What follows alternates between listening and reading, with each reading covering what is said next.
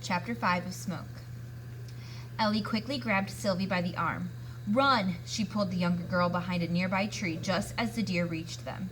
The herd split up to go around the tree. Several bumped against it, brushing right up beside the two trembling girls. Ellie could feel the ground shake. She could feel the power of the deer's own fear as they passed. Then, within a few seconds, they had vanished into the distance. Ellie could hear Sylvie softly crying. "It's all right now," Ellie said. The kittens meowed and stirred in the pack. "I guess the kittens are all right, too." "So was I," Ellie admitted. "If we hadn't—" A loud, cracking sound interrupted Ellie. She looked up. Flames were sweeping across the tops of the trees. Hot embers and ashes began to fall like rain, and directly above them a blazing tree limb was crashing to the ground. "Look out!" Ellie shouted. Both girls jumped out of the way just in time. "The grass is catching fire!" Sylvie shouted. "Which way do we go?" "This way," Ellie pointed to the old footbridge which spanned the wide stream. The water might slow down the flames. Ellie and Sylvie raced across the bridge and started up a small rise. The smoke was getting thicker. Ellie and Sylvie coughed and rubbed their eyes as they ran. Now and then they could hear the faint sounds of firefighters, chainsaws, and trees falling.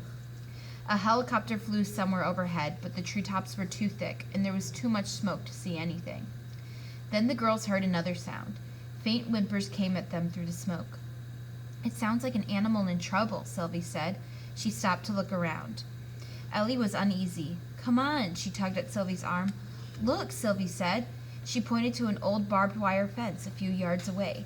A sandy-colored dog was desperately trying to pull out from the fence. "It's Nacho!" Ellie cried. She ran towards her brother's dog. Ellie saw that Nacho's collar was caught on one of the barbed hooks. "Easy, Nacho," she said in a soothing voice. "And you made fun of my cat's name," Sylvie teased. "Nacho is my brother's dog," Ellie told her. She quickly removed the collar from the dog's neck and looked around. "This is the fastest way," she said. "Now let's get out of here." The girls took off with Nacho running alongside them. When the girls reached a small pond, Ellie removed their cloth masks and waded them into the water. "Wet down your hair and your clothes," Ellie told Sylvie. She splashed water all over her mask, her clothes, the backpack, and Nacho. "It will give us more protection." Sylvie followed Ellie's lead. The girls put their masks back on and continued through the woods. Nacho stayed close to Ellie, whining and barking. The heat was getting worse. Ellie knew that the dry leaves crunching under their feet could soon become a bed of flames. "Are we going to get out of this?" Sylvie asked when they stopped to catch their breaths. Ellie tried to sound calm. "We'd better. Your folks still owe me for the last time I babysat you." Sylvie laughed, but it was a nervous laugh. The girls had to move even faster now. Flaming branches were beginning to fall more often. Breathing was getting harder, even though through their masks. Sweat poured down the girls' faces, stinging their eyes almost as much as the smoke. Ellie was tired. Her arms were sore and her legs ached, but she knew she had to get them to safety. They were nearing the Martinez property, but Ellie was troubled. She didn't hear any chainsaws, helicopters, or shouting voices. "It must be really bad," she told Sylvie as they hurried along. "I don't see any volunteers out here cutting down trees." "Why do they do that?" asked Sylvie. "It's called a fire break," Ellie replied. "If you cut down enough trees, the fire has nowhere to go." "Maybe all the people are gone. Maybe there's no one at your house." The little girl was beginning to panic again.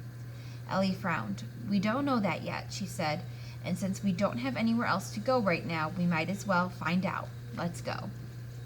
Finally, Ellie, Sylvie, and Nacho and the little crying kittens neared the edge of the woods. Through the trees, Ellie could see a large clearing. Her house sat in the middle, surrounded by a low rail fence. Jeeps and pickup trucks were parked by her front gate and on the road. A few men were running quickly across the clearing toward the house. Sylvie saw the people too. "They're getting ready to leave. Come on!" Nacho bolted ahead, running straight for the house.